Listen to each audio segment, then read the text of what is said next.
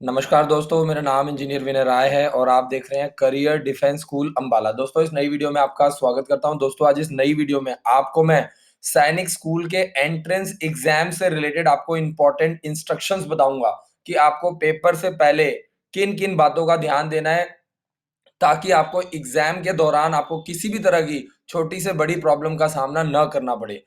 तो दोस्तों, सबसे पहले मैं आपको दिखा दूं कि ये जो आपका पूरा एडमिट कार्ड है और इसके अलावा मैं आपके पास पूरे प्रॉपर जो ये सारे इंपॉर्टेंट जो इंस्ट्रक्शंस हैं, इसको प्रॉपर हिंदी और इंग्लिश दोनों भाषा में एक्सप्लेन करूंगा, ताकि आपको किसी भी तरह की दिक्कत ना आए। टोटल 26 पॉइंट है। तो सबसे पहले आपको ध्यान देना है कि जो एडमिट कार्ड आपने डाउनलोड किया है, उसके ऊपर जो फोटो लगी हुई है, आपको वैसी ही प्रॉपर फोटो उसके नीचे लगवानी है। जो फोटो ऊपर लगी है वही सेम फोटो आपको नीचे कलर पासपोर्ट साइज फोटो लगवाना है। इसके अलावा ये जो नैतिक बच्चे का नाम लिखा हुआ है, यहाँ पे जो सिग्नेचर आपने की है, सेम सिग्नेचर आपको यहाँ पे इन्विजिलेटर के सामने, यानी जो आदमी आपका परीक्षा लेगा, जो ऑफिसर आपका परीक्षा लेगा, उनके सामने आपको करना होगा।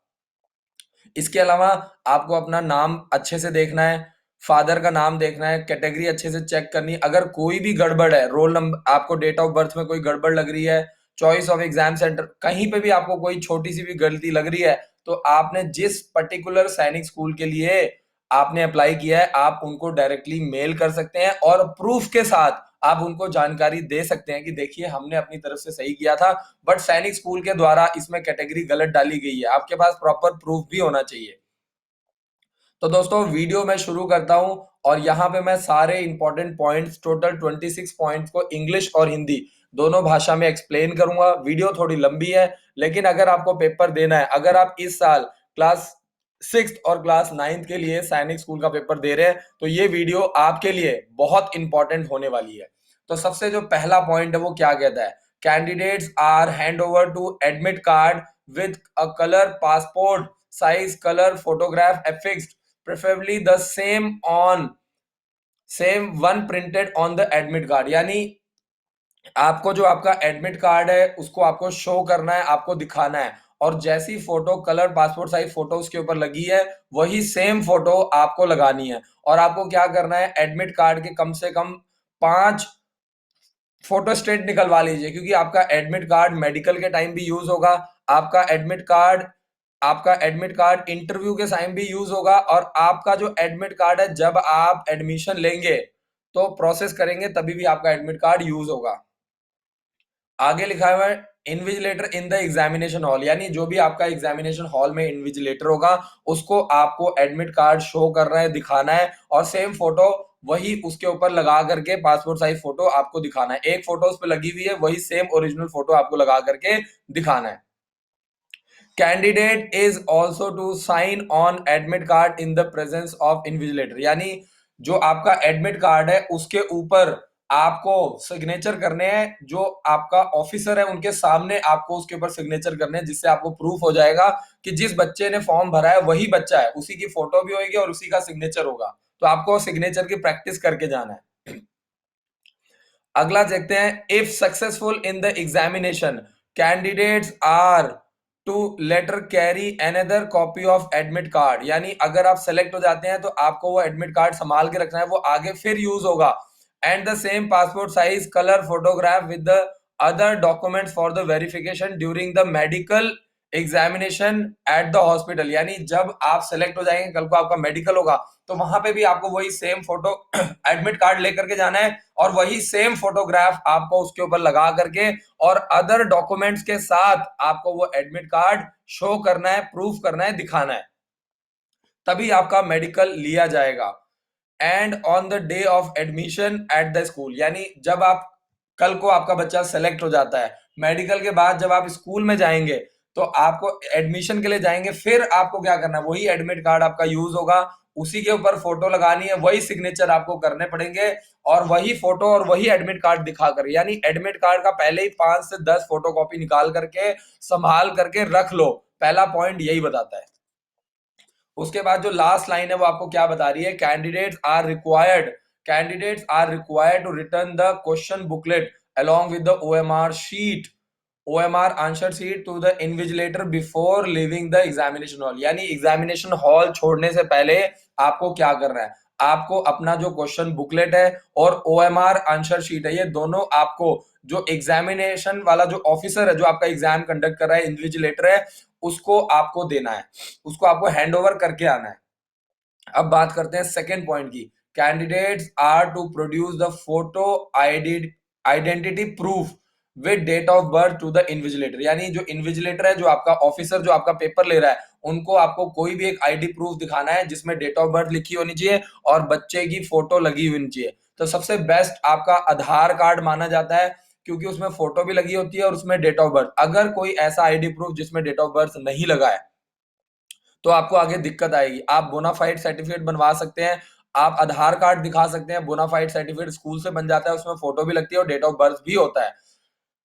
आगे चलते हैं third point. As soon as admit card is received downloaded by the candidate, they are to check the details carefully and bring discrepancies, if any, to the notice of the respective सैनिक school immediately along with proof of the correct details as applicable। यानी अगर आपने admit card download किया है, receive किया है, और उसमें आपको अच्छे से चेक करना है, उसकी सारी डिटेल्स को चेक करना है, केयरफुली आपको ध्यान देना है। और अगर उसमें कोई भी आप नोटिस करते हैं कि कोई भी मिस्टेक है, आपका डेट ऑफ बर्थ आपने सही डाला था उसमें गलत आ रहा है, आपने एड्रेस सही डाला था उसमें गलत आ रहा है, आपने मोबाइल नंबर सही डाला था उसमें गलत आ रहा था, तो आप प्रूफ के साथ जो रिस्पेक्टिव सैनिक स्कूल है जिसके लिए आपने अप्लाई किया था, या ऑल इंडिया सैनिक स्कूल सोसाइटी पे जाकर के आप उसको उनको अपनी कंप्लेंट मेल कर सकते हैं, तभी वो ठीक होगा। अदरवाइज एग्जाम देने के टाइम आपको प्रॉब्लम और दिक्कत आ सकती है।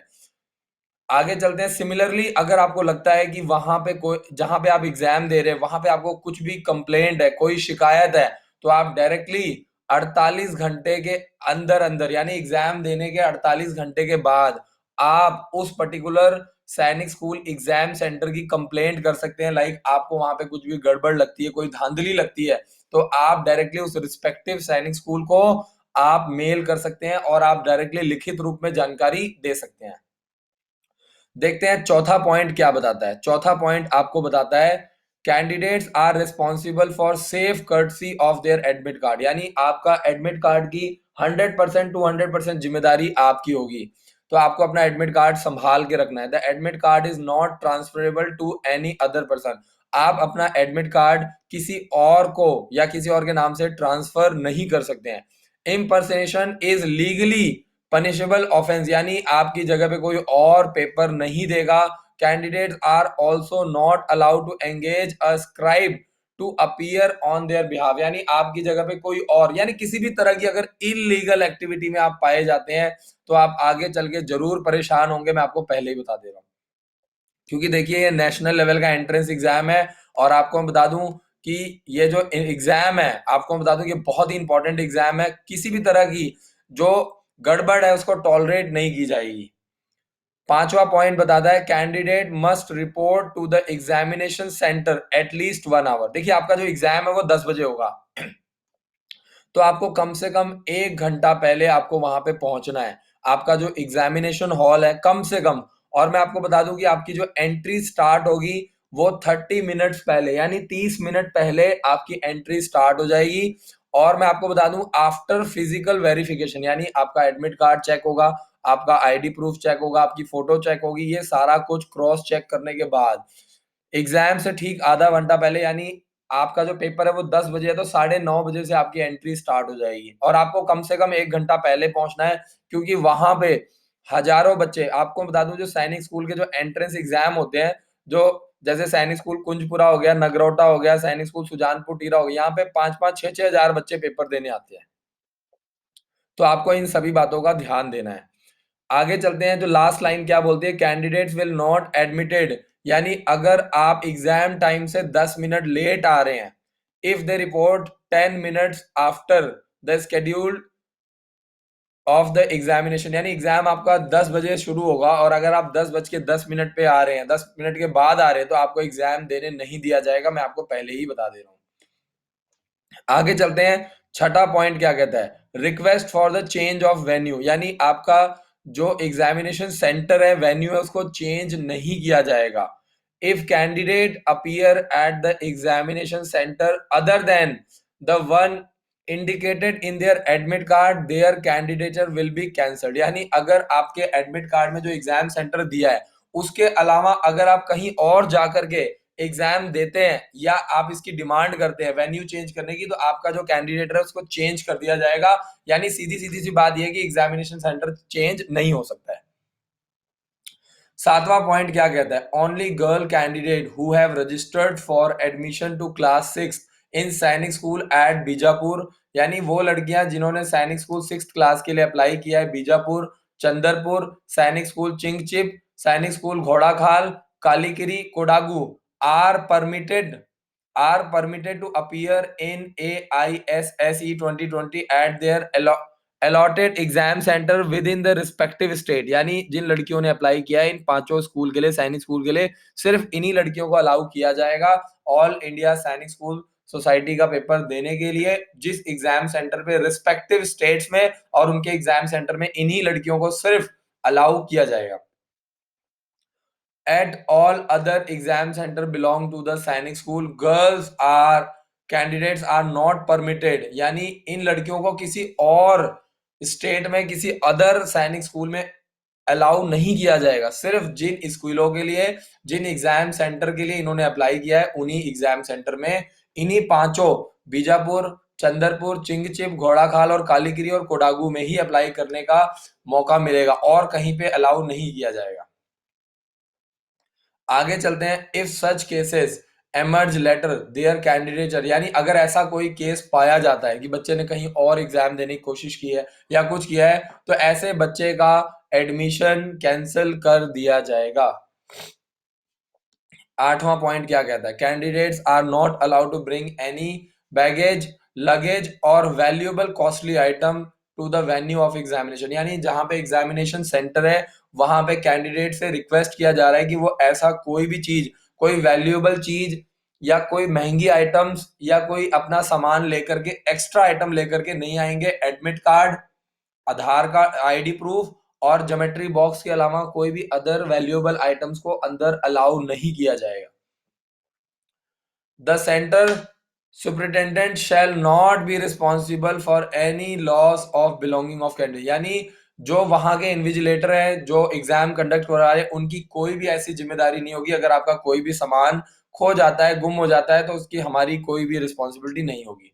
नाइन्थ पॉइंट क्या कहता है? Following items are prohibited at the exam premises: mobile phone और any other communication device including Bluetooth। मतलब इस तरह का कोई भी मोबाइल हो गया, ब्लूटूथ हो गया, वहां पे लेकर के जाना एग्जाम सेंटर पे अलाउड नहीं है। टेक्सटुअल और स्टेशनरी मटेरियल्स, इसके अलावा books, paper, formula, log table, whitener, side ruler, ये सारी कोई भी चीज एक्सेप्ट ब्लू और ब्लैक बॉल पेन, यानी ब्लू और ब्लैक बॉल पेन ले जाना अलाउ है। इसके अलावा कोई भी अगर आप चीज लेके जाते हैं, मोबाइल फोन, ब्लूटूथ, स्टेशनरी का कोई भी सामान लेके जाते हैं, बुक्स, पेपर और फॉर्मूला, लॉग टेबल, इस तरह की कोई चीज लेकर के जाते हैं तो वहां पे अलाउ नहीं किया जाएगा।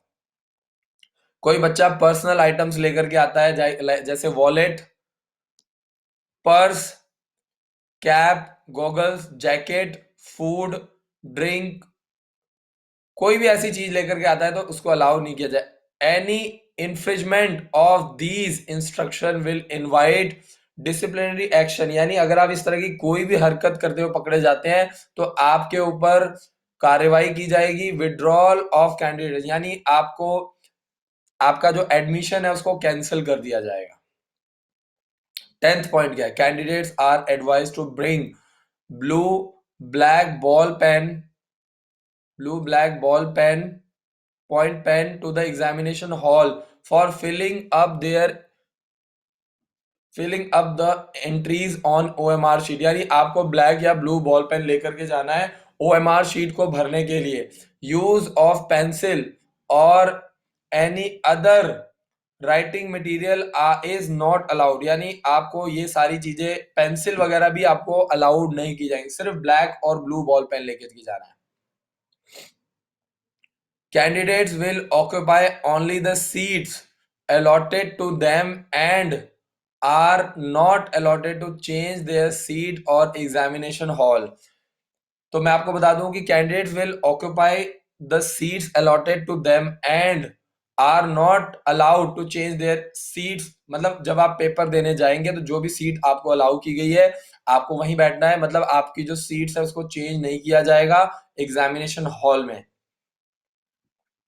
12th पॉइंट क्या कहता है? Candidates are advise to read the instruction as well as listen to the instruction of the invigilators at the examination centre before commencement of the test. यानी आपको कैंडिडेट्स को ये बोला जा रहा है कि जो भी इंस्ट्रक्शन आपको दी जाती है उसको आपको अच्छे से सुनना है, और जो भी इंस्ट्रक्शन आपको इन्विजिलेटर दे रहा है एग्जामिनेशन सेंटर पे उसको आपको फॉलो करना है। एग्जाम टेस्ट होने से पहले वो आपको सारा गाइड करेंगे, आपको मदद करेंगे, आपको हर चीज बताई जाएगी, सिर्फ आपको क्या करना है, वहां पे एक्टिव रहना है। 13th पॉइंट क्या कहता है? Candidates will given the OMR sheet, यानी बच्चों को, स्टूडेंट्स को ओएमआर शीट दी जाएगी 15 मिनट बिफोर द एग्जामिनेशन। यानी आपको एग्जाम से ठीक 15 मिनट पहले आपको ओएमआर शीट दी जाएगी। तो आपको ध्यान देना है 15 मिनट पहले आपको ओएमआर शीट को अच्छे से पढ़ना है, देखना है, बात सुननी है और उसको भरना है। 14वां पॉइंट क्या बोलता है? 14 point, at first candidates are required to fill up their particulars in OMR answer sheet. यानी सबसे पहला काम आपको क्या करना है, स्टूडेंट्स को जो 15 मिनट दिए गए इसमें आपको ओएमआर शीट भरनी है। इन्विजिलेटर आपको सब कुछ गाइड करेगा, आपकी हेल्प करेगा, आपकी मदद करेगा। कुछ भी पूछने में शर्माइए मत, डायरेक्टली आप इन्विजिलेटर से पूछ सकते हैं। They should note that any omission, mistake, discrepancy in filling up details in OMR sheet, answer sheet, especially with regard to roll number, examination center code। यानी आपको जो आपको दिया गया है उसमें किसी तरह की जो मिस्टेक है जो फॉर्म भरने में OMR शीट में, स्पेशली मैं बता रहा हूं कि रोल नंबर और एग्जामिनेशन सेंटर कोड, इसके अलावा क्वेश्चन बुकलेट सेट और OMR रिस्पॉन्स, ये सारी जो चीजें हैं वो अगर आप गलत भर देते हैं, खासकर स्पेशली बताया गया है कि अगर आप रोल नंबर गलत भरते हैं, एग्जामिनेशन सेंटर गलत भरते हैं, बुकलेट सेट, क्योंकि इसमें 3 कोड होते हैं ABC, तो अगर आप ये भी गलत भरते हैं तो कल को OMR शीट में अगर आप आंसर्स गलत लिखते हैं तो आप मान के चलिए कि कल को आपका जो OMR शीट है उसको रिजेक्ट कर दिया जाएगा। The onus of filling the correct information in relevant field of the OMR sheet is solely on the candidate who may consult the invigilator in case of doubt। यानी अगर जब आप OMR sheet भर रहे हैं आपको किसी भी तरह की कोई प्रॉब्लम आती है तो आप डायरेक्टली जो इन्विजिलेटर से बात कर सकते हैं, डिस्कस कर सकते हैं और उनसे पूछ सकते हैं। 15th पॉइंट आपको क्या बताता है? Similarly the question booklet will be supplied 15 minutes before the commencement of examination. यानी आपको जो बुकलेट है, जो आपको क्वेश्चन पेपर है, जो मैंने आपको बताया कि 3 सेट आते हैं ABC, वो आपको 15 मिनट पहले मिल जाएंगे, but the candidates are not allowed to open the question booklets before the scheduled time of examination। यानी आपका जो पेपर का टाइम है उससे पहले आपको क्वेश्चन बुकलेट को नहीं खोलना है। जो ऑफिसर हैं वो आपको सारी इंस्ट्रक्शन प्रोवाइड करेंगे। 16वां पॉइंट क्या कहता है? There will be 3 sets of question, each question booklet ABC sets. तो जो क्वेश्चन पेपर है उसके 3 सेट्स होंगे, ABC आपको ध्यान रखना है। 17th पॉइंट क्या कहता है? Candidates are required to check carefully that question booklet number is printed on the cover page and the question booklet contain the same number of pages as mention on the cover page. तो इसमें जो next point दिया गया है वो क्या कहता है कि कैंडिडेट्स को बोला जा रहा है कि केयरफुली आपको क्वेश्चन बुकलेट चेक करनी है और उसके ऊपर जितने पेज दिए हैं वो क्या सेम नंबर ऑफ पेजेस उसके अंदर हैं। मान लीजिए बुकलेट में टोटल 15 पेज है तो आप चेक कीजिए कि ऊपर 15 लिखा होगा, टोटल नंबर ऑफ पेजेस 15, तो क्या वो टोटल 15 है? अगर 15 से ज्यादा है तो भी आप इन्विजिलेटर को यानी ऑफिसर्स को बताना है, और अगर उससे कम है तो भी आपको उनको इन्फॉर्म करना है।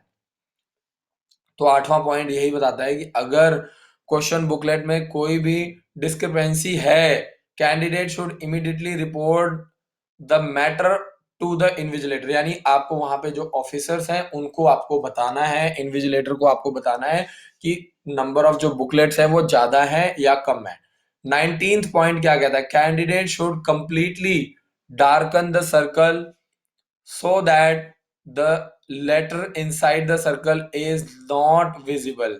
तो कैंडिडेट शुड कंप्लीटली मतलब आपको जो जो आपको सर्कल है, गोला लगाना है, वो ढंग से लगाना है।